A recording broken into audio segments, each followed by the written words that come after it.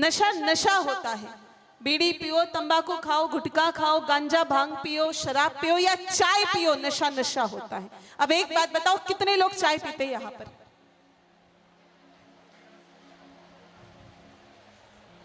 देखो, हो गए टोटल नशेड़ी इकट्ठा।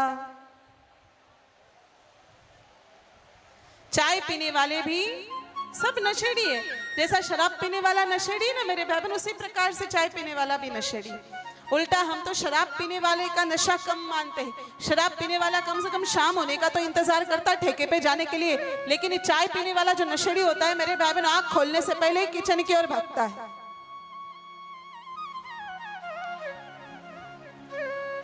ये शराब पीने वाले की कोई काउंटिंग भी होती होगी पीने की, लेकिन चाय पीने वालों की कोई काउंटिंग ही नहीं। सुबह से लेकर के रात तक तपेला एनी टाइम 24 घंटे वो चूल्हे पर ही चढ़ा रहता है। तो नशा नशा होता है मेरे भाई बहनों। भले ही आप लोगों को बुरा लगे, अच्छा लगे, आई डोंट केयर। आप नाराज भी हो जाओ तो भी हमें कोई फर्क नहीं पड़ता। हम तो महाराज लोग हैं, हमें तो कोई आपसे रिश्ता मेंटेन करना है ही नहीं। मेरे भाई बहनों, एक घुट जहर पियो या एक बोतल गटक जाओ, मरना तो सबको पड़ेगा। देखो, एक घुट वाले को भी मौत आएगी और एक बोतल पीने वाले को भी मौत आएगी। कोई 1 रुपए का चोरी कर ले या वही व्यक्ति एटीएम लूट करके लेके आए, तो चोर तो वो दोनों स्थिति में है कि ऐसा नहीं कि 1 रुपए चोरी की तो छोटी चोरी है और ये बड़ी, चोर तो चोर होता है। कोई एक आदमी का मर्डर करे और कोई 7 जनों का मर्डर करे, केस तो लगेगा ही लगेगा भाई। ठीक उसी प्रकार से बीड़ी पियो, तंबाकू खाओ, गुटखा खाओ, गांजा भांग पियो या शराब पियो या चाय पियो, नशा नशा है। और चाय से बड़ा नशा इस संसार में और कोई है ही नहीं। मेरे भाई बहन, आपके इधर तो लोग छाछ पीते थे, लस्सी पीते थे, दूध पीते थे, घी खाते थे। ऐसे नशेड़ियों की तरह दिन रात चाय का नशा नहीं करते थे। और मेरे भाई बहनों, आज क्या हालत हो गई हम लोगों की। बिना चाय के तो ऐसे मतलब एनी टाइम ऐसे नशे में ही चलते रहते। चाय मिलेगी, कब चाय मिलेगी, कब चाय मिलेगी, कब चाय मिलेगी। कुछ लोगों की तो बायोलॉजिकल क्लॉक इतनी मतलब एडिक्टेड हो चुकी है, दोपहर को 3 बजते ही अलार्म बज जाता है कि चाय चाहिए।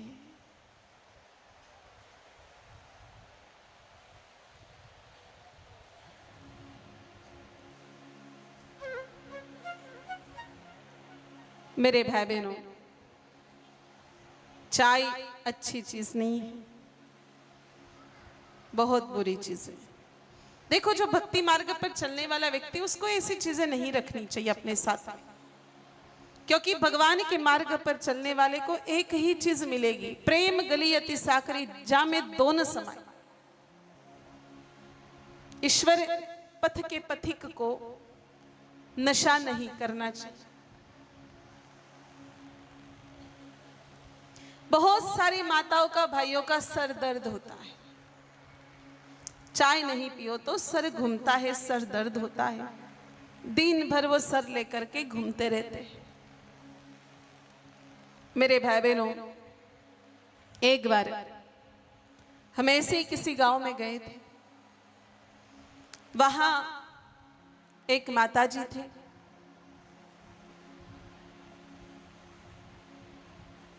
वो चाय छोड़ने की कोशिश कर रहे थे, लेकिन उनका बड़ा सिर दर्द होता था। तो बार बार वो हमारे पास आकर के प्रार्थना करते थे कि साध्वी जी जब कहेंगे तब हम चाय पिएंगे, हमारा तो बहुत सिर दर्द हो रहा है, एक बार साध्वी जी कह दे बस आप पी लो, हम तो मर जाए मेरे भाई बहनों फिर भी नहीं कहेंगे। चाय कभी भी नहीं पीनी चाहिए।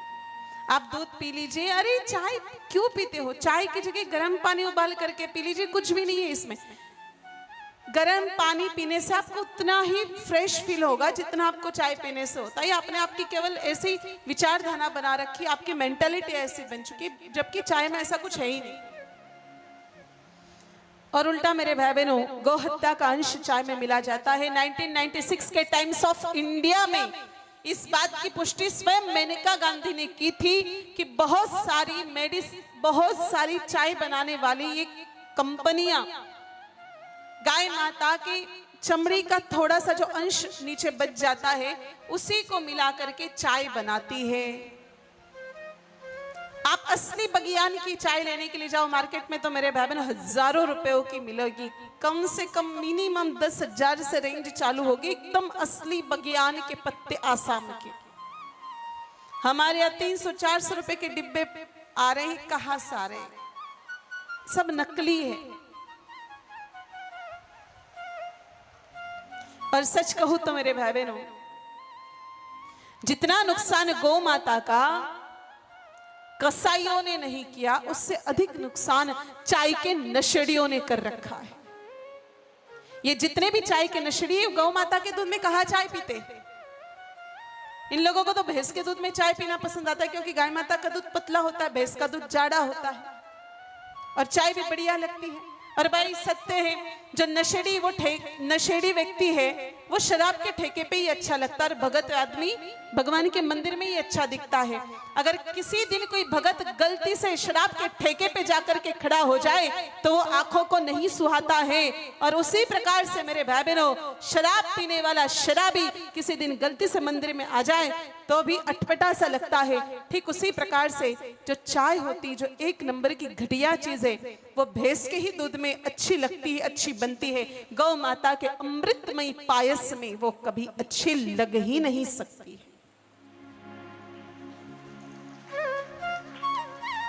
तो क्या बात है, आप सब लोगों ने तालियां तो बजा दी।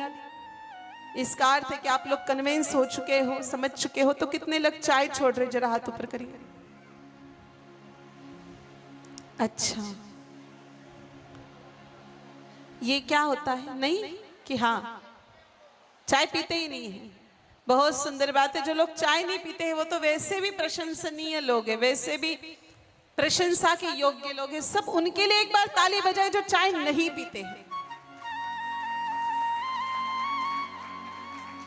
अब उनके लिए ताली बजाओ जो चाय छोड़ने वाले हैं।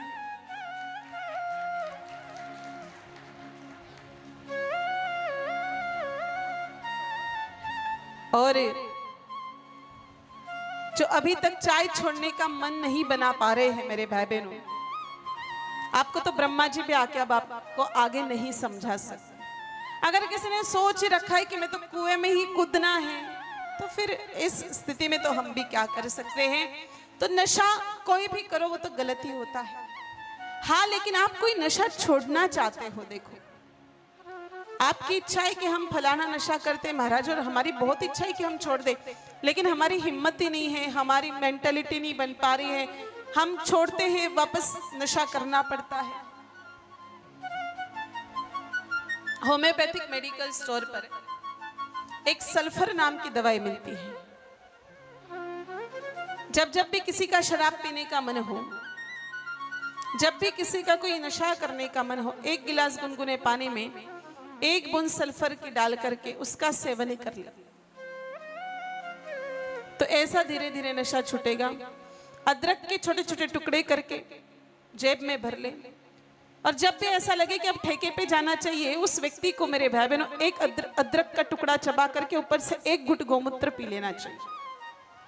अदरक, गौमूत्र, मुंह की लाड़, ये तीनों ही चीजें जब आपस में मिलती है तब सल्फर नाम का तत्व प्रकट होता है। वो सल्फर दिमाग के उस हिस्से को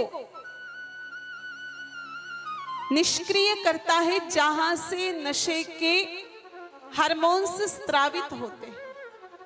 एक बात हमेशा याद रखना मेरे भाई बहनों, नशे की जरूरत कभी भी आपके पेट को नहीं होती है, नशे की जरूरत दिमाग को होती है। और इसीलिए दिमाग का वो हिस्सा निष्क्रिय हो जाएगा जिससे नशे के हार्मोन्स स्रावित हो रहे हो।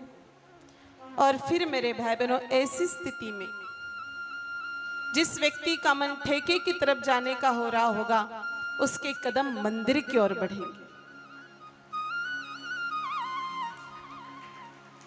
इसलिए नशे से थोड़ा दूर रहना चाहिए।